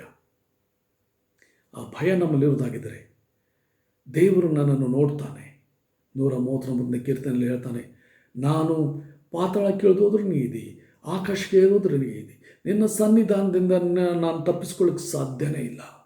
ದೇವರು ನಮ್ಮನ್ನು ಸೃಷ್ಟಿಸಿದ ಕರ್ತನು ನಮ್ಮ ಹೃದಯದಲ್ಲಿ ನಡೆಯುವುದನ್ನು ಕೂಡ ನೋಡ್ತಾನೆ, ಯೋಚನೆ ಮಾಡೋದನ್ನು ಕೂಡ ನೋಡ್ತಾನೆ, ನಮ್ಮ ಉದ್ದೇಶಗಳನ್ನು ಪರೀಕ್ಷಿಸ್ತಾನೆ. ಸಹೋದರ, ಈ ಸಮಯದಲ್ಲಿ ದೇವರ ಭಯ ನಮಗಿರಲಿ. ದೇವರ ಭಯ ನಮ್ಮನ್ನು ಪಾಪದಿಂದ ದೂರ ಇಡ್ತದೆ. ಯೋಬ 28 ನೋಡ್ತೇವೆ, ಯೆಹೋವನ ಭಯವೇ ಜ್ಞಾನಕ್ಕೆ ಮೂಲ, ಪಾಪವನ್ನು ಬಿಡುವುದೇ ವಿವೇಕ. ಪಾಪವನ್ನು ಬಿಡುವುದು ವಿವೇಕ. ದೇವರ ಭಯ ನಮ್ಮೊಳಗೆ ಇರಲಿ. ದೇವರು ನಮ್ಮನ್ನು ನೋಡ್ತಾನೆ. ಮತ್ತು ಭಯ ಇರೋದಾಗಿದ್ದರೆ ನಾವು ಕೆಟ್ಟ ಕೆಲಸಗಳಲ್ಲಿ ಕೈ ಹಾಕುವುದಿಲ್ಲ. 12ನೇದಾಗಿ ವಿಶ್ವಾಸಿಗಳೊಂದಿಗೆ ಅನ್ಯೋನ್ಯತೆಯಲ್ಲಿರು. ಅದು ನಮ್ಮನ್ನು ದುಷ್ಟರಿಂದ ತಪ್ಪಿಸ್ತದೆ. ದುಷ್ಟರ ಸ್ನೇಹದಿಂದ ತಪ್ಪಿಸಿ ವಿಶ್ವಾಸಿಗಳ ಸ್ನೇಹದಲ್ಲಿ ನಮ್ಮನ್ನು ಇಡ್ತದೆ. ಆದ ಕಾರಣ ಇಲ್ಲಿ 2 ತಿಮೋತಿ 2ನೇ ಅಧ್ಯಾಯ ಅದರ 22ನೇ ವಚನದ 2ನೇ ಭಾಗದಲ್ಲಿ ನಾವು ನೋಡ್ತೇವೆ, ಯೌವನ ಇಚ್ಛೆಗೆ ದೂರವಾಗಿರು, ನೀತಿ ವಿಶ್ವಾಸ ಪ್ರೀತಿಯನ್ನು ಸಂಪಾದಿಸಿಕೊಳ್ಳೋದಕ್ಕೆ ಶುದ್ಧ ಉಳ್ಳವರಾಗಿ ಕರ್ತನನ್ನು ಬೇಡಿಕೊಳ್ಳೋರ ಸಂಗಡ ಪ್ರಯಾಸಪಡು. ಶುದ್ಧ ಹೃದಯವುಳ್ಳವರಾಗಿ ಪ್ರಾರ್ಥನೆ ಮಾಡಿಕೊಂಡು ನೀನು ಅವ್ರು ಕೂಡ ಪ್ರಾರ್ಥನೆ ಮಾಡು, ಅವರೊಡನೆ ಕೂಡಿಕೋ. ಮತ್ತು ಇಬ್ರಿಯರಿಗೆ ಬರೆದ ಪತ್ರಿಕೆ ಅದರ 10ನೇ ಅಧ್ಯಾಯ 25ನೇ ವಚನದಲ್ಲಿ ಅದೇ ಹೇಳ್ತದೆ. ಏನಂದರೆ ನಾವು ನೋಡ್ತೇವೆ, ಬೇರೆಯವರು ರೂಢಿಯಾಗಿ ಅದನ್ನು ಬಿಟ್ಟಿರೋ ಪ್ರಕಾರ ನಾವು ಬಿಟ್ಟು ಬಿಡದೆ. 25ನೇ ವಚನ, ಸಭೆ ಕೂಡ ಕೆಲವರು ರೂಢಿಯಾಗಿ ಬಿಟ್ಟಿರೋ ಪ್ರಕಾರ ನಾವು ಬಿಟ್ಟು ಬಿಡದೆ ಒಬ್ಬರನ್ನೊಬ್ಬರು ಎಚ್ಚರಿಸೋಣ, ಕರ್ತನ ಪ್ರತ್ಯಕ್ಷ ದಿನ ಸಮೀಪಿಸ್ತಾ ಬರ್ತದೆ ಎಂದು ನೀವು ನೋಡಿದ್ರಿಂದ ಇದನ್ನು ಮತ್ತಷ್ಟು ಮಾಡಿರಿ. ನಮ್ಮ ಪರಿಶುದ್ಧ ಮಾಡಿಕೊಳ್ಳೋದಕ್ಕಾಗಿ ವಿಶ್ವಾಸಿಗಳ ಸ್ನೇಹದಲ್ಲಿ, ಫೆಲೋಶಿಪ್ನಲ್ಲಿ, ಪ್ರಾರ್ಥನಾ ಕೂಟದಲ್ಲಿ ನಾವು ಇರುವುದು ಅವಶ್ಯಕವಾಗಿದೆ. ಕರ್ತನು ಬೇಗನೆ ಬರಲಿಕ್ಕಿದ್ದಾನೆ. ನಾವು ಆತನ ಬರೋಣದಲ್ಲಿ ನಾವು ಶುದ್ಧರಾಗಿರುವಂತೆ ಕರ್ತ ನಮಗೆ ಅನುಗ್ರಹಿಸಲಿ. ನಾವು ಥೆಸಲೋನಿಕದವರಿಗೆ ಬರೆದ ಪತ್ರಿಕೆಯ ಕೊನೆಯ ವಚನಗಳನ್ನು ಓದಿಬಿಟ್ಟು ನಾವು ಮುಗಿಸಿಕೊಳ್ಳೋಣ. 1 ಥೆಸಲೋನಿಕ ಅದರ 5ನೇ ಅಧ್ಯಾಯ 23-24ನೇ ವಚನ ಓದಿಕೊಂಡು ನಾವು ಮುಕ್ತಾಯಗೊಳಿಸಿಕೊಳ್ಳೋಣ. ಶಾಂತಿದಾಯಕನಾದ ದೇವರು ತಾನೇ ನಿಮ್ಮನ್ನು ಪರಿಪೂರ್ಣ ಪವಿತ್ರ ಮಾಡಲಿ. ಕರ್ತನಾದ ಯೇಸು ಕ್ರಿಸ್ತನು ಪ್ರತ್ಯಕ್ಷನಾಗುವಾಗ ನಿಮ್ಮ ಆತ್ಮ, ಪ್ರಾಣ, ಶರೀರಗಳು ದೋಷವಿಲ್ಲದೆ ಸಂಪೂರ್ಣವಾಗಿ ಕಾಣಿಸುವಂತೆ ಕಾಪಾಡಲ್ಪಡಲಿ. ನಿಮ್ಮನ್ನು ಕರೆಯುವನು ನಂಬಿಗಸ್ತನು, ಆತನು ತನ್ನ ಕಾರ್ಯವನ್ನು ಸಾಧಿಸುವನು. ಪ್ರಾರ್ಥನೆ ಮಾಡೋಣ. ಸ್ವಾಮಿ, ಈ ವಾಕ್ಯಗಳನ್ನು ನಾವು ಓದಿರುವಾಗ ನಾವು ಈ ಒಂದು ಅಸ್ಥಿವಾರಕ್ಕೆ ನಾವು ಬರುವುದಕ್ಕೆ ಕೃಪೆಯನ್ನು ಅನುಗ್ರಹಿಸು. ಅನೇಕ ವಿಶ್ವಾಸಿಗಳು ಈ ಅಸ್ಥಿವಾರವನ್ನು ಬಿಟ್ಟು ಕದಲಿರುವಾಗ, ಅನೇಕ ಪ್ರಸಂಗಿಗಳಿಸಿಕೊಂಡವರು ಕೂಡ ಈ ಅಸ್ಥಿವಾರವನ್ನು ಬಿಟ್ಟು ಅಗಲಿರುವಾಗ, ಕರ್ತನೆ, ಈ ಅಸ್ಥಿವಾರದ ಮೇಲೆ ನಾವು ಕಟ್ಟಿಕೊಳ್ಳುವಂತೆ ಪಶ್ಚಾತ್ತಾಪವೆಂಬ ಅಥವಾ ದೇವರ ಕಡೆಗೆ ತಿರುಗಿಕೊಳ್ಳಬೇಕೆಂದ ಅಥವಾ ಪಾಪವನ್ನು ಬಿಟ್ಟು ಬಿಡಬೇಕೆಂಬ ಆ ಅಸ್ಥಿವಾರದ ಮೇಲೆ ನಾವು ನಿಂತುಕೊಂಡು ಕರ್ತನ ಬರೋಣದಲ್ಲಿ ನಿರ್ದೋಷಿಗಳಾಗಿ ಕಂಡುಬರುವಂತೆ ಅನುಗ್ರಹಿಸು. ಯೇಸುವಿನ ನಾಮದಲ್ಲಿ ಸ್ತುತಿಸಿ ಪ್ರಾರ್ಥಿಸಿ ಬೇಡ್ಕೊಂಡು ಹೊಂದಿದ್ದೇವೆ ಕರ್ತನೆ. ಆಮೇನ್.